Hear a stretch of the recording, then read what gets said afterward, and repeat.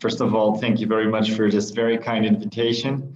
It's always wonderful to be sharing a bit of our innovative schemes, but also to learn from all of you. So some great presentations so far.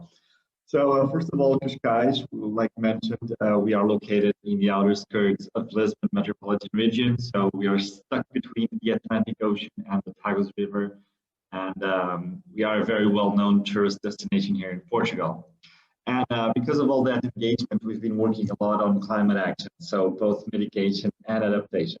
Mitigation because we want to make sure that we have a more resilient future for us. So we need to understand what are the best ways to adapt our territory.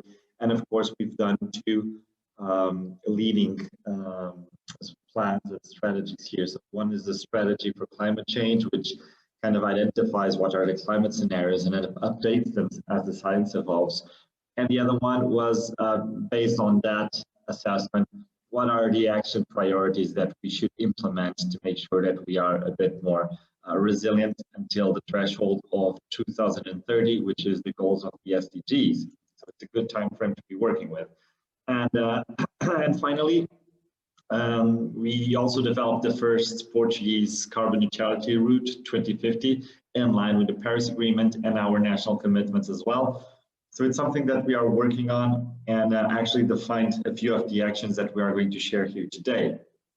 So first of those adaptation actions, let me tell you that we have over 56 of them already implemented, so well above 50%, and there's still 9 more years to go. All of these have a very varied nature. So we are talking about promoting biodiversity. We're talking about promoting green spaces in urban areas. We're talking about urban spatial planning and urban regulations to make sure that we reduce our ecological and also our energy footprint. We're talking about health and civil protection, of course, and a lot of technology to integrate and to monitor our weather and our climate. So all of this has been achieved through the support of the European Union funding grants. We've been working on many of them since the Horizon 2020, the Pseudo-Web programs. We've been engaged in multi-city partnerships and the EEA grants and so on. So it's something that is very useful for us, and it allowed us to get sufficient funds to go forward in a timely manner. So as you can see, over 50% already implemented up to 4 years. So that's really interesting for us. However, focusing on the route to carbon neutrality, we do have quite a challenge. So our energy matrix is very similar to any European city. I would say that half of our emissions are related to transportation. The other half are not related to transportation, but mostly to housing and services, because we don't have much industry, as you saw before. So for us to reach the carbon neutrality, we have to reduce 500 kilotons of CO2 to 15 kilotons of CO2, because we can only sequestrate 15 of them, and that's what we want to do. And as you can see, it's quite a challenge. And if you see on the blue line and on the orange line over there on that graphic, the blue line is transportation, and the orange line is stationary energy. So, wow, that's where we should invest. So I will share just two quick examples of what we're doing. So the first of all is that we need to invest in the renewable energy sources, of course, energy efficiency and the electrification of our mobility, not only, but also electrification of our mobility. Like I said, and we do have to promote public transportation and smooth mobility as well. So with the pandemic, there are some new concepts that at least most of us professionals of this area have heard for quite some time. For example, the 15-minute city and so on. So this is just concepts reinventing themselves. And what we need to ensure is that public transportation favors that type of range of close range services. So what have we done? We developed, my colleagues at the town hall, they're responsible for the mobility now, the local mobility, with the Mobi Cascais program. So this is not just a bus company or a public bus company. What they've developed was a centralized mobility solution that merges lots of services. For example, public buses, together with bicycle renting, together with electric chargers, together with parking lots and many other services. So this is where you get just one phone and one app, and you can access this all together. So instead of using your car on your daily commute, it's easier to just get into public transportation. So obviously, how much does this cost? Well, to the general bus user, nothing. You just need to have a yearly card, and the service for residents and for people that work here is free, which is extremely interesting. And it started just a couple of months ago, and I'm already monitoring the amount of range that people are using, so I can start calculating the impact on the energy emissions and the carbon reduction. So these types of solutions are very interesting, and if you ask me, well, they probably cost a lot of money. Of course they do, but this is a concession service, and we're getting our funding from ourselves, but also particularly, for example, for the parking investment that we've done. So if you use your car, you pay for parking, and this money goes directly into this type of service. So not only that, we're also promoting something that is fairly innovative for us, and I've heard some very inspiring, very inspiring presentations today on this, which is the energy communities. So there was a bill that passed in 2019, but quite frankly, until this day, there's not a real energy community here in Portugal.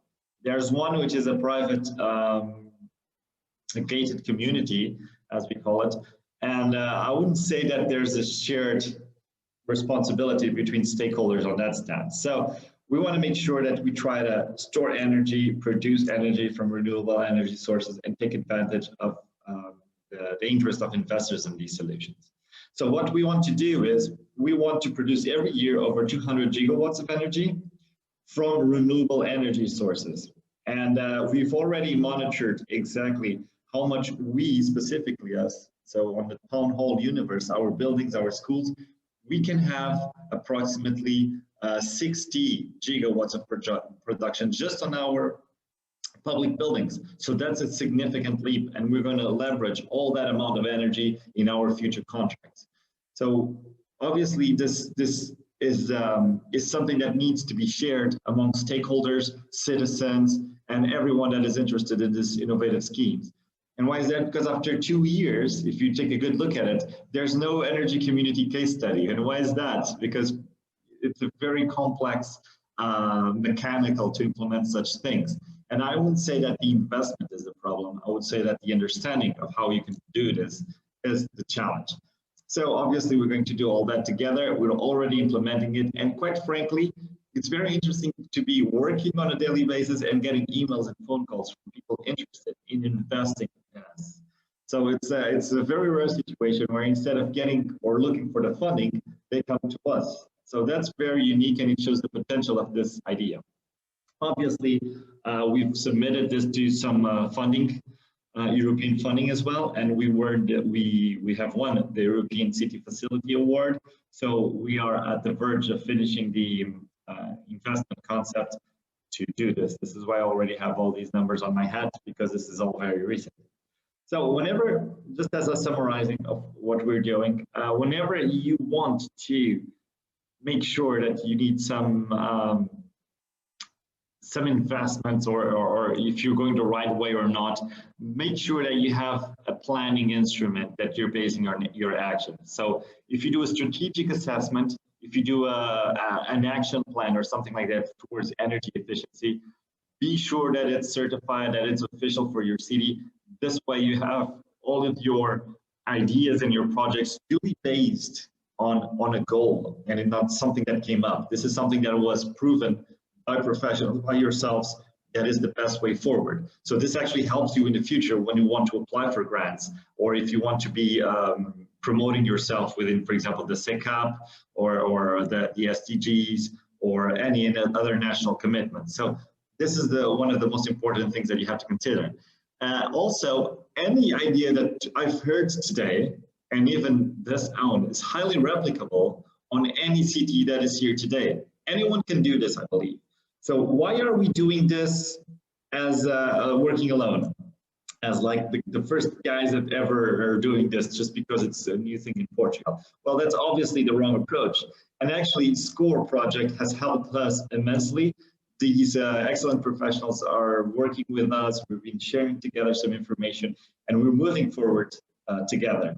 And now we are sharing this with other municipalities, because I've been hearing other municipalities from Portugal. They are also very interested in these solutions, and they just don't know exactly what's the shape that it will take. Are they going to get external investors? Are they going to build a cooperative of energy? What are they going to do? So we're still discussing that, but all together, not just alone. So if you want to join this discussion, feel free for that. And in the future, finally, we have to consider that carbon neutrality is probably one of the biggest challenges we cities and citizens have in the decades to come. And why is that? Because all of European law, all the European regulations are turning ourselves into carbon neutral territories, which is extremely useful. It will bring the green economy, it will bring the blue economy, at least for us here in Cascais, and it will help us to strive with more innovation and help families reduce their monthly energy costs and housing costs. So if this is something that is going forward, we want to tackle right from the start. We want to learn right from the start, and we want to grasp every opportunity there is. And I think that's a bit of what I wanted to share with you today. So my 10 minutes are up. Thank you very much for the invitation once again.